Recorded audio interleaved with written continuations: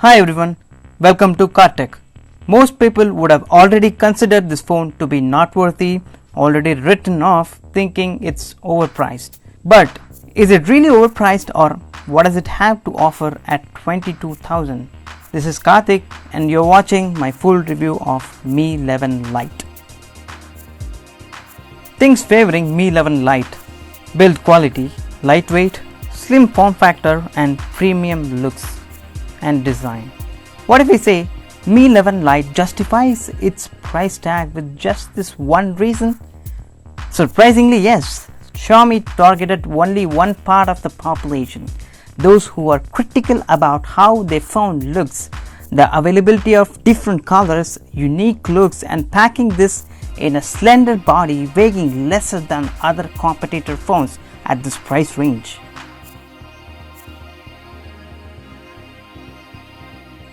Mi 11 Lite checks out everything and hits home run here. A 90Hz AMOLED HDR screen. Mi 11 Lite boasts a Full HD Plus panel and it is of AMOLED variety. This ensures the colors pops out a lot more and keeps the dark parts of the content to pitch black as it should be. Icing on the cake, it is HDR certified panel for better content consumption. Sunlight legibility seems above average. It won't be a chart topper in terms of nits, but this will certainly allow you to see your screen on the brightest of days. Now, what about the lowest brightness if you're using it in the night, pitch dark after switching off the lights in your bed? Well, it does fine. With reading mode on, it becomes little better to see without much strain to the eyes.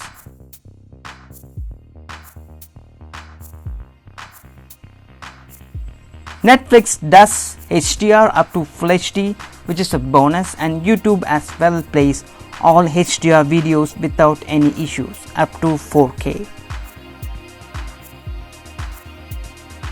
Battery life. Standby drain is non-existent, rock solid battery life. Mi 11 Lite is loaded up with 4250 mAh battery.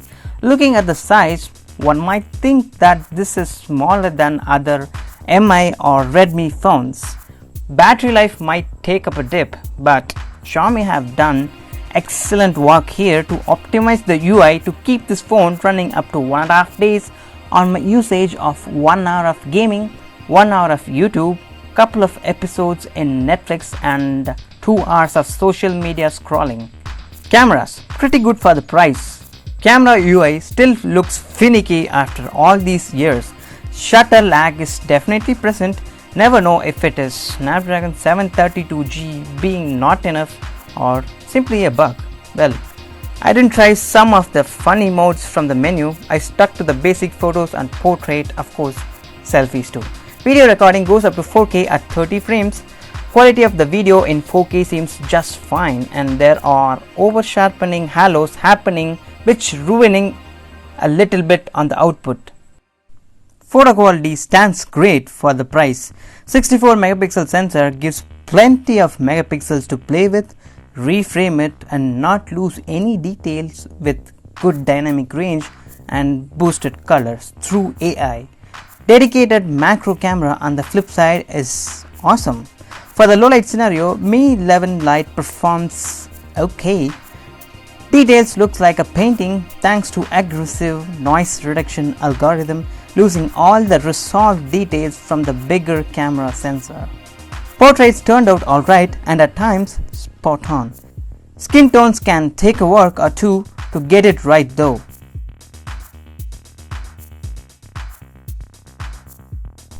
If you have sat through this level, feel free to subscribe the channel. It's free, and share the video to your friends who might be looking for a phone at 20k. Of course, hit the thumbs up button please.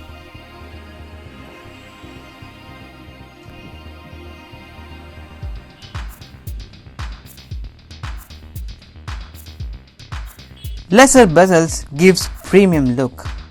Bezel management gets full marks here. It looks absolutely stunning when you watch any videos, and there is no notch either.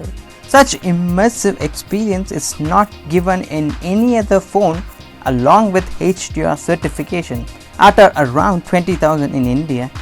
Chin is non-existent for this budget.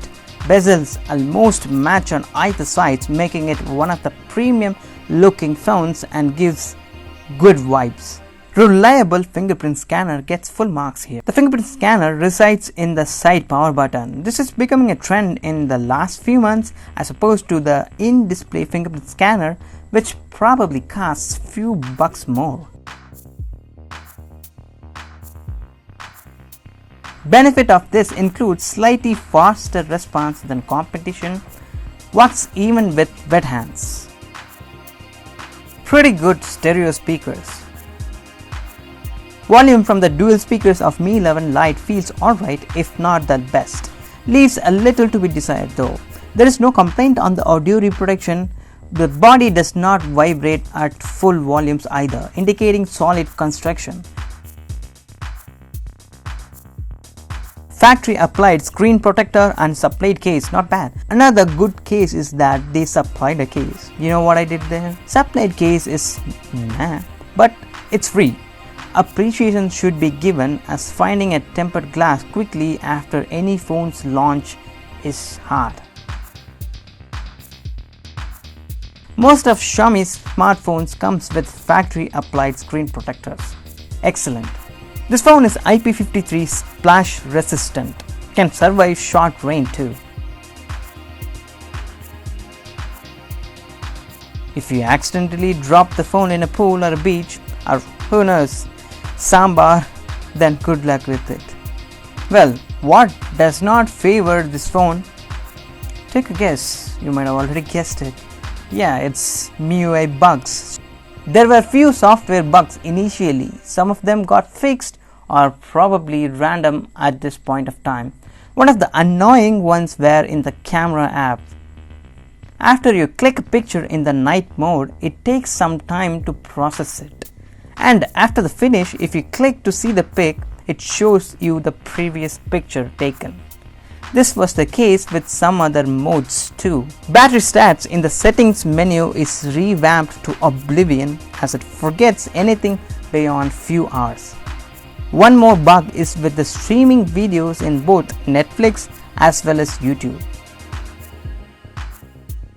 Haptic feedback is horrendous. After the MIUI bugs that I aforementioned, this is the worst thing in this phone, which might not matter to most people. Haptic feedback while you touch, type, unlock, lock the device is terrible. I mean, even phones that cost substantially half the price have better haptics. Is it because of the slim body or just Xiaomi leaving things out to cut costs? Well, the performance is neutral. It could have been Snapdragon 750G at least. Alright folks, this might be nitpicking, but over the course of few weeks, the phone leaves a little to be desired when it comes to overall performance.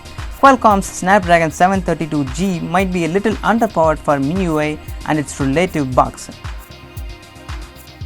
Now, I know that Xiaomi went for this to cut costs, but Snapdragon 750G might have made lowest of differences. If you agree with me, hit the thumbs up button. No headphone jack and Wi-Fi range is little bit on the average side. Since I have few wired headphones including an IEM, it becomes a hassle for me to juggle between phones with the absence of headphone jack in Mi 11 Lite. Speaking of Wi-Fi range, it wasn't able to latch on to the 5 GHz band for longer times, and while my 2-year-old Huawei P30 Pro is able to get full Wi-Fi signal at the same place for the same band. No 5G if you care. If yes, then you need to spend at least 25,000, and to get maximum band support, easily 30,000 rupees. If no, then this is a very good phone you can consider buying if you don't like Redmi Note 10 Pro's look and few other things that Mi 11 Lite have to offer. Always on display is meh. They have given AMOLED screen, then why bother how we use it?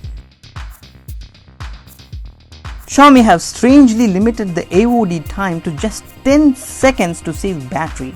So this is how it is stealing the battery backup and giving excellent feedback.